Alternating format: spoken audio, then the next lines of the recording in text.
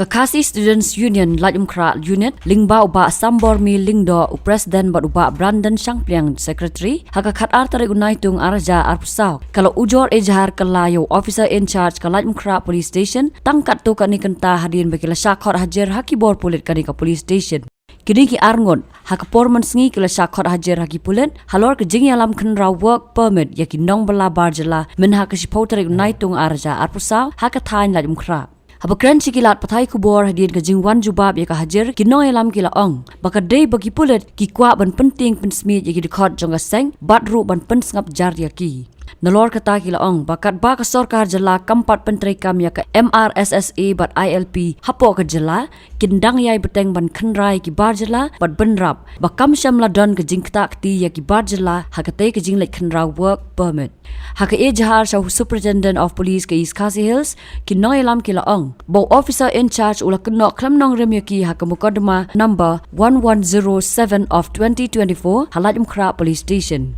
Kila ong baha ka khatar tari unaitung arja arpusau la Khot Hajir yaki bat habala Police Station la ayaki da ka notice hapo ka section 35.3 jonga BNSS ka bakdo bakidon kti hakamukadama harengkat ki kendon 126 to 196B 33/351 3 ka BNS bat kendon 6A ka MMPO Act ka ejahar kala ong bahka spoutere unaitung arja arpusau ka KSU kala jurip yaki Jakarta haka thain Laitumkhrah na ka benta ki kontraktor ki firm ki company ki bala penken yaki kendon ka Interstate Migrant Workmen Regulation of Employment and Conditions of Service Act kat kendai spa anyop kendai bat ka Meghalaya Interstate Migrant Workmen Regulation of Employment and Conditions of Service Rules kat kendai spa prapusan amendment rules kat kendai spa kendai but amendment rules arhajar khatway Kila kena baka muka dema kabla register persya iki Khot ke KSU daki pulet kalong ka jing pendan kam baklaya ka board daki he pulet ki bakwa ban penpra ya ka KSU nakalian jong ka sek ni daga jingmu pengin les hilong ba nomor baik ketua FIR ke bala ai persya ini katkum ka hakata ka section 35 ka para 3 BNSS te ngilap ba long kamdai ke basai kan nomor ba hatu kasni ha por pengin les chandra work permit Yadon lang nakaliang jong ki yadon nakaliang jong ki anti infiltration officers kidan ki magistrate ti pada nakaliang jong ki pulit kadon ba ko balango par kalong ba fi ka aladon par drawbacks nomor ba nakaliang jong ki police department kila file ka FIR rin pada FIR la register case ti nakaliang jong ni ki long responsible mo laga jong ko benta ngir ko on punching Shah kan ni jong SP Okay. Ha. Kemudian ki IFR ka ikan nongrim pada ki IFR pi.